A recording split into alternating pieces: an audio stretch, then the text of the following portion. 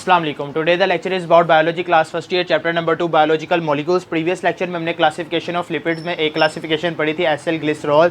तो आज हम उसकी बाकी 3 क्लासिफिकेशन पढ़ेंगे, जो कि सबसे पहले हमारी पहले क्लासिफिकेशन है वो है वैक्सीज। अब वैक्सीज क्या होती हैं? सबसे पहले तो मैं इसकी डेफिनेशन के मुतालिक पता होना चाहिए। Chemically waxes are the mixture of the long chain alkanes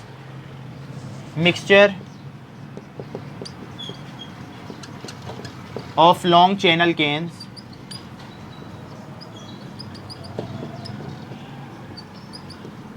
आपको पता है कि अल्केन्स को हम सैचुरेटेड हाइड्रोकार्बन्स भी कहते हैं, यानी कि अल्केन जिसके अंदर सिंगल बॉन्ड हो, कार्बन और हाइड्रोजन के दरमियान क्या हो, सिंगल बॉन्ड हो, उसे हम कहते हैं अल्केन्स। ठीक हो गया। Long chain alkanes with odd number of carbons ranging from the C25 to C35। Carbon इसके अंदर कौन सा होना चाहिए? C25 टू C35, यानी कि इसके अंदर ऑड नंबर्स होने चाहिए। 25 हो गया, 29 हो गया, आगे फर्दर या C25 से लेकर C35 तक जो कार्बन्स होते हैं वो उसके अंदर ऑड नंबर ऑफ कार्बन होंगे। ठीक हो गया। इसके बाद एंड अल्कोहल्स,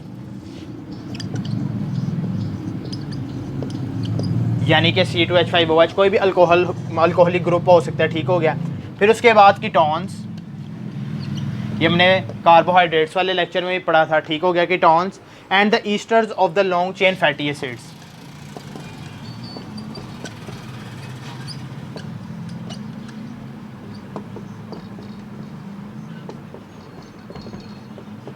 यानी कि इसके अंदर Easter of long chain fatty acid, यानी कि फैटी एसिड जिनके अंदर कार्बन और हाइड्रोजन के दरमियान बहुत लंबी लंबी चेन्स हों, उसके जो ईस्टर्स होते हैं ओ बॉन्ड सीड ओ बॉन्ड, यानी कि उसका ये मिक्सचर होता है। Long chain alkanes, alcohols, ketones, ester of long chain fatty acids. अब इसके बाद वैक्सीज के फंक्शंस क्या हैं? सबसे पहले waxes are widespread as the protective coatings on the fruits and leaves. जितने भी फलों, यानी कि फलों और पत्तों की जितने भी ऊपर वाली जो प्रोटेक्टिव लेयर्स वगैरह होती है ना, उसके ऊपर जो मतलब कि वो वैक्स ही होती है। ठीक हो गया। Some insects also secrete wax, कुछ ऐसे भी इंसेक्ट्स होते हैं जो कि वैक्स सिक्रेट करते हैं, जैसे आर्थ्रोपोड्स होते हैं, उनका जो एक्सोस्केलेटन होता है वो लिपिड से मिलकर बना होता है और वो सिक्रेट करते हैं वैक्स को। ठीक हो गया। फिर उसके बाद waxes protect plants from the water loss and the abrasive damage, यानी कि प्लांट्स के जब लीफ और फ्रूट्स की जो कोटिंग्स के ऊपर जो मतलब कि उसके ऊपर वैक्स की एक प्रोटेक्टिव लेयर होती है, जिसकी वजह से जबकि ट्रांसपायरेशन होती है, लॉस ऑफ वाटर, वो इतना ज़्यादा नहीं होता। ठीक हो गया।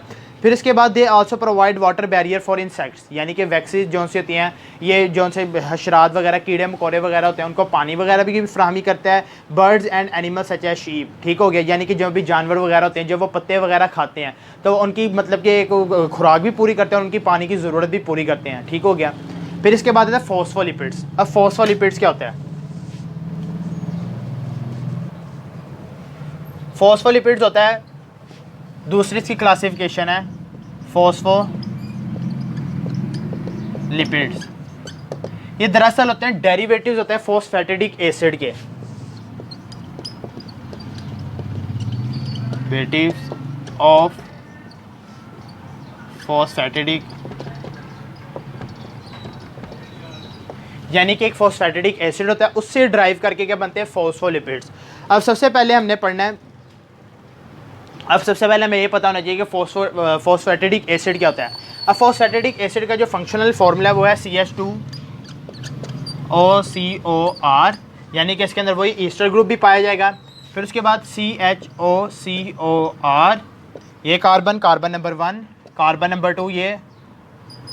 फिर उसके बाद तीसरे नंबर पे जो आता है ना वो आता है CH2O, यानी कि उसके अंदर हम एक फॉस्फोरिक एसिड लगाते हैं, यानी कि CH2O, P double bond OH, और यहाँ पर भी OH होता है। ठीक हो गया। अब ये क्या होता है मेरे पास? फॉस्फैटिडिक एसिड।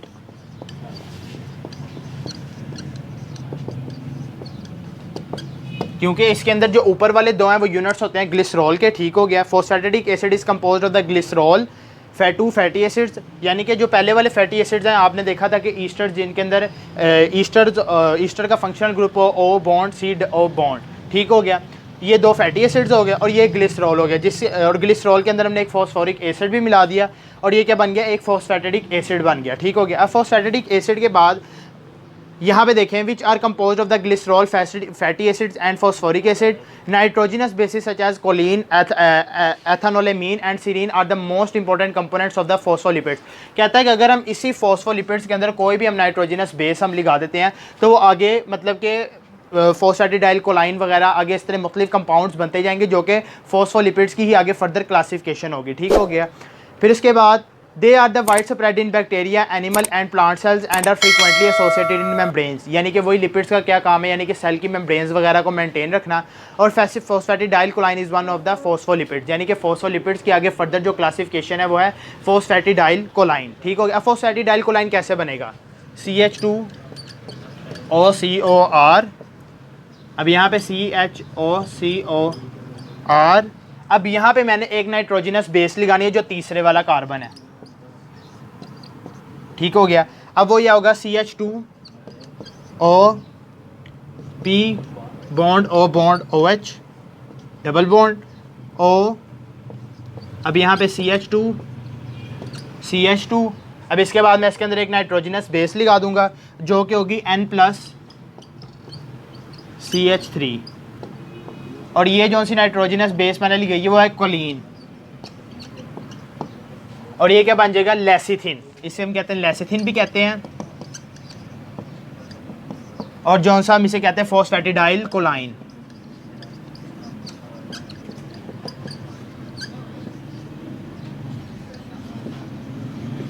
इसे हम फॉस्फेटिडाइल कोलाइन भी कहते हैं। ठीक हो गया।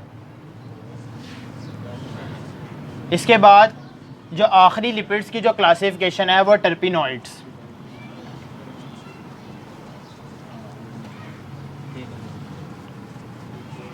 अब टर्पिनॉइड्स क्या होते हैं,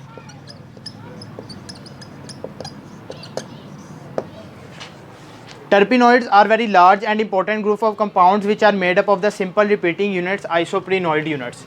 ये मिलकर बने होते हैं रिपीटिंग यूनिट्स जिसे हम कहते हैं आइसोप्रीनॉइड यूनिट्स।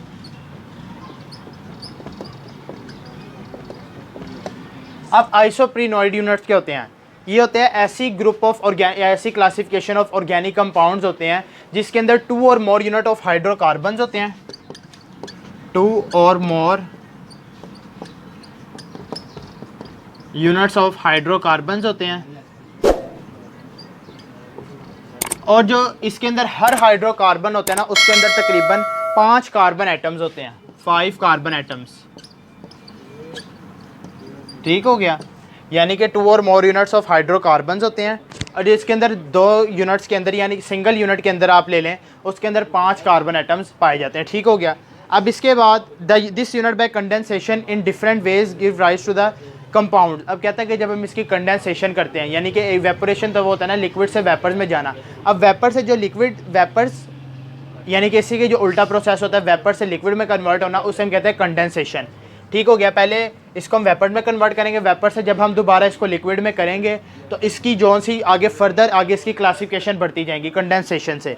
तो वो क्या क्या कंपाउंड बनते हैं, रबड़ वगैरह, कैरोटिनॉइड्स, स्टीरॉइड्स, टर्पीन, जो कि आगे फर्दर क्लासिफिकेशन होती है टर्पिनॉइड्स की। होप्स हो कि आपको लेक्चर समझ आ गया हो। Thank you very much. अल्लाह हाफिज़।